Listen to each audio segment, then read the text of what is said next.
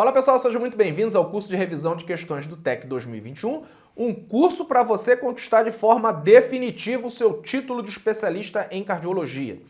Eu me chamo Anderson Luiz e, dando continuidade ao módulo de arritmia cardíaca, veremos neste vídeo uma questão da prova do TEC de 2019 e o assunto indicações de CDI e de terapia de ressincronização cardíaca na insuficiência cardíaca, tá? A gente já viu aí duas questões em vídeos anteriores, falando sobre indicações de CDI e de terapia de ressincronização cardíaca. Então a gente vai ver aí mais uma questão, como eu falei, todo ano cai questão aí envolvendo indicações de CDI e de ressincronização, tá? Essa questão do TEC de 2019, a meu ver, foi uma das mais difíceis quando o assunto é indicação de CDI e de ressincronização. Questão aí definida nos detalhes, tá? Nos detalhes. Quem acertou essa questão geralmente foi assim, ó, aquela questão que você elimina ali duas, três alternativas, fica na dúvida ali entre duas, três alternativas, chuta a alternativa e acaba acertando. Não é uma questão que você lê, você sabe, não é essa aqui, marca tranquilamente e vai para outra questão. Não é. É uma questão que você perde um tempo ali analisando as alternativas e você vai ver que a definição do gabarito é no detalhe, tá? É no detalhe. Então vamos lá, a gente tem utilizado como referência para indicação de CDI e de terapia de ressincronização cardíaca o nosso livro-texto da Sociedade Brasileira de Cardiologia. Eu disse que a diretriz, que trata do assunto CDI e Ressinc, ela é de 2007, E no seu edital, no edital da prova do TEC de 2021, tem lá que eles vão considerar as diretrizes de janeiro de 2015 até maio de 2021. E essa diretriz realmente ela é muito antiga, então a gente tem se guiado aí pelo livro-texto da Sociedade Brasileira de Cardiologia para indicações de CDI e de ressincronização cardíaca. Só que nessa questão a gente vai utilizar também uma informação que está na Diretriz Brasileira de Insuficiência Cardíaca Crônica e Aguda, que foi publicada em 2018, tá? A gente teve aí uma atualização dessa diretriz agora em 2021, mas, tópicos emergentes, só alguns tópicos ali que eles, fizeram algumas alterações, mas a diretriz de 2018 ela tá valendo, tá? Ela tá valendo. Então a gente vai utilizar uma informação dessa diretriz aí para poder acertar, matar essa questão da prova que foi de 2019, tá certo? Muito bem, então vamos lá, sem mais demora, TEC 2019. Sobre insuficiência cardíaca e arritmia cardíaca, é correto afirmar. Então, enunciado aí curto e grosso, falando sobre insuficiência cardíaca e arritmia cardíaca, que é a alternativa correta. Perceba que o enunciado é curto, no entanto, as alternativas, desse tamanho. Então, vamos com calma aí, letra por letra, tá?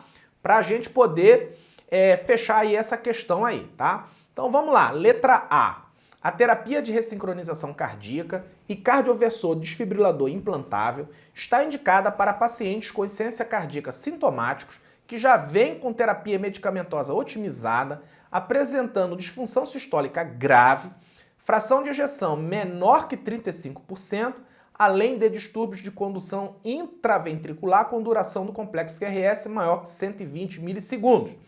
Dentre estes, os pacientes hiperrespondedores são os que apresentam maior chance de se beneficiar e são os de etiologia isquêmica do sexo feminino, com duração do complexo QRS maior que 150 milissegundos, com padrão típico de bloqueio do ramo esquerdo, com átrios esquerdos de menor volume e índice de massa corporal menor que 35, Então, veja aí que só uma letra a quantidade de informação que tem.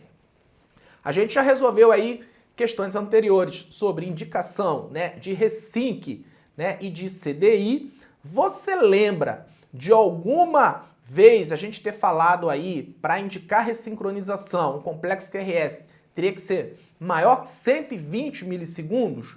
Você ouviu a gente comentar aqui que os pacientes hiperrespondedores geralmente são aqueles de etiologia isquêmica, pacientes de sexo feminino, e com IMC menor que 35, a gente não chegou a comentar sobre isso, tá?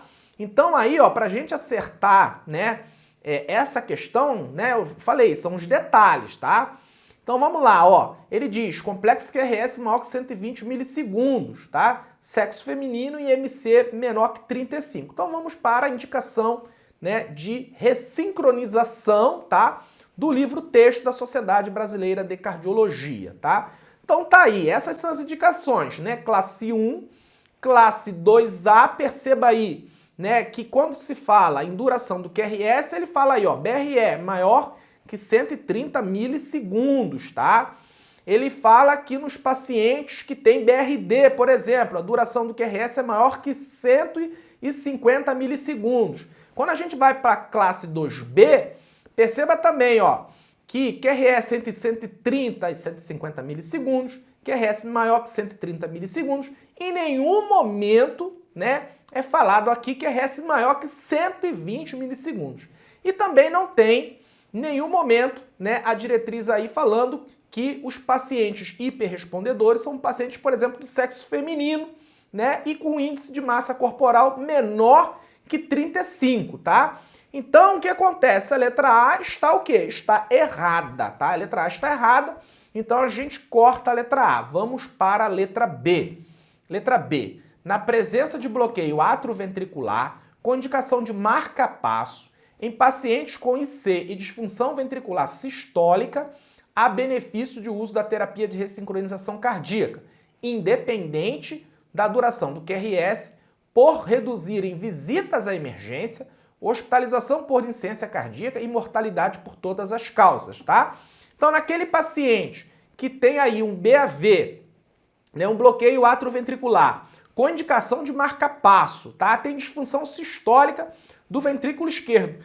Tem benefício em a gente fazer uma ressincronização cardíaca? Então vamos lá para as recomendações de implante de ressincronizador cardíaco do livro texto da Sociedade Brasileira de Cardiologia, tá? Então tá lá, ó, classe 1, pacientes com indicação de marca-passo convencional, com necessidade de estimulação ventricular por alto grau de bloqueio atrioventricular e que apresentem fração de ejeção reduzida, né? Fração de ejeção menor ou igual a 40%, tá? Então, né, ele não fala lá de duração do QRS, ele não fala, então independentemente da duração do QRS, está aí na questão, então como ele não fala aí no livro texto sobre a duração do QRS, parece que essa alternativa, né, ela está correta, tá?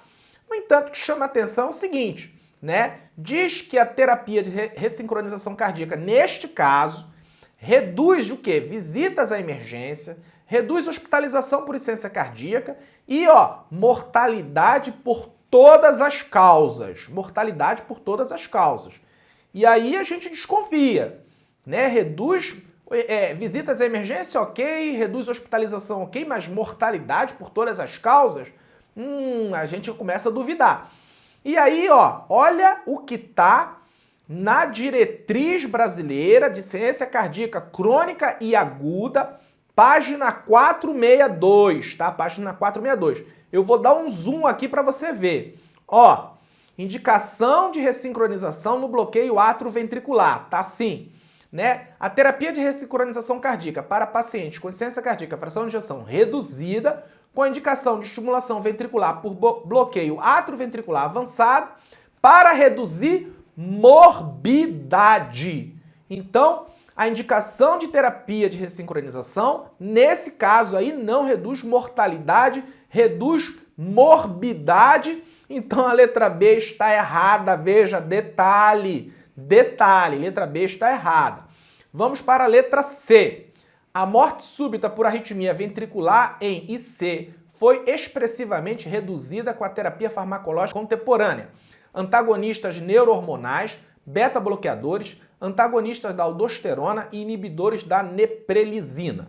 Os fatores de risco para morte súbita são morte súbita recuperada, documentação de um episódio de taquicardia ventricular sustentada e de taquicardia ventricular não sustentada e alta densidade de ectopia ventricular no Holter e presença de disfunção ventricular com fração de ejeção menor ou igual a 35%.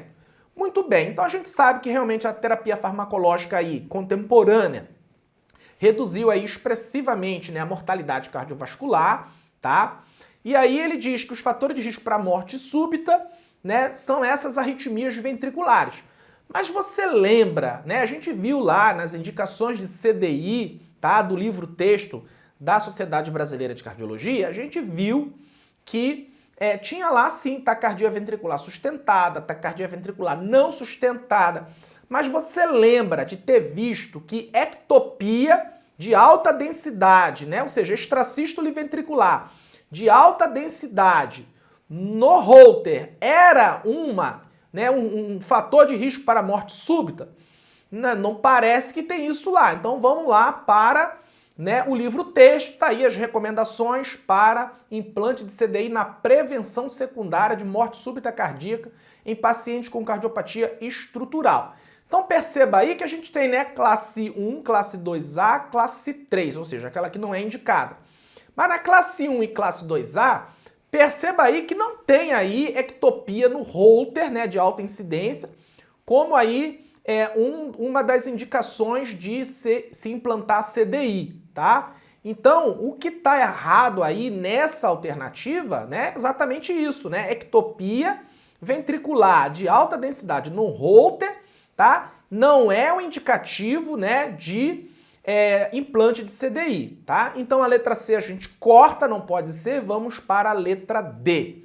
Na indicação de cardioversor desfibrilador implantável na prevenção secundária de morte súbita, são candidatos aqueles portadores de 1. Disfunção ventricular recuperada de morte súbita por fibrilação ventricular.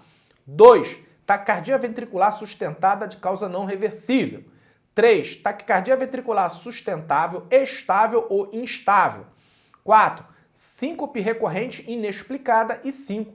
Fibrilação ventricular no estudo eletrofisiológico invasivo, não respondedor à ablação eletrofisiológica, né? Então, muito bem, indicações aí de implante de CDI na prevenção secundária de morte súbita. Então, vamos retornar novamente lá, né, ao livro texto da Sociedade Brasileira de Cardiologia. Tá aí, ó, né? Parada cardíaca por TV e FV de causa não reversível, taquicardia ventricular sustentada espontânea com comprometimento hemodinâmico ou síncope de causa não reversível, pacientes com taquicardia ventricular sustentada espontânea de causa não reversível, pacientes com síncope de origem indeterminada com indução de taquicardia ventricular sustentada hemodinamicamente instável, tá? Então vamos lá, né? Então a gente vê aí que, né, todas essas alternativas 1, 2, 3 e 4 estão ali no livro texto como, né, uma indicação de implante de CDI. A única coisa que não está citada ali no livro texto é o item 5, aí, a presença de fibrilação ventricular no estudo eletrofisiológico invasivo e que não responde à ablação eletrofisiológica. Mas isso, né, é uma coisa lógica. Se o paciente teve lá no estudo eletrofisiológico uma fibrilação ventricular, tá, induzida ali, né, durante o exame, tá, e esse paciente não respondeu à ablação, né, é claro que esse paciente tem indicação aí de implante de CDI. Então a letra D, ela parece que é a alternativa correta, mas aí a gente deixa ela. Vamos ver a letra E. Letra E. A indicação de cardioversor desfibrilador implantável na disfunção sistólica do VE, fração de ejeção menor ou igual a 35%, né? Sintomática de etiologia não isquêmica, em classe funcional 2 e 3, está claramente estabelecida, não necessitando de estratificação de risco dentro desta categoria. Então vamos lá, vamos para o nosso livro texto, ver o que ele diz lá, ó. Tá aí, prevenção secundária de morte súbita cardíaca, tá? Então classe 2A, pacientes com cardiomiopatia dilatada não isquêmica, classe funcional 2 e 3, com fração de ejeção menor ou igual a 35% e expectativa de vida de pelo menos 1 ano, tá? Então, assim, não necessitando de estratificação de risco, tá? A gente precisa sim fazer uma estratificação de risco e ver se esse paciente ele tem uma expectativa de vida, tá, mais do que de 1 ano. Porque se esse paciente tem uma doença terminal com uma expectativa de vida menor que 1 ano, não está indicado aí o implante de CDI, né, dentro desta categoria, tá? Então a letra E também não pode. Então o gabarito realmente é a letra D, né? O CDI está indicado na prevenção secundária de morte súbita, né? E os pacientes candidatos são os pacientes com disfunção ventricular recuperada de morte súbita, por fibrilação ventricular, aqueles também com taquicardia ventricular sustentada de causa não reversível, taquicardia ventricular estável ou instável, síncope recorrente inexplicada e fibrilação ventricular no estudo eletrofisiológico invasivo, não respondedor à ablação eletrofisiológica. Questãozinha difícil foi essa, viu? Aí sendo definida aí no detalhe do detalhe do detalhe. Tá? Então aí a gente viu, né, 3 questões nas provas aí dos 3 últimos anos, 2018, 2019 e 2020, falando sobre indicações de CDI e de ressincronização cardíaca, né? Então todo ano cai questão, né, envolvendo esse assunto e esse ano com certeza vai ter uma questão também envolvendo esse assunto, tá? Espero que você tenha gostado, forte abraço e até a próxima!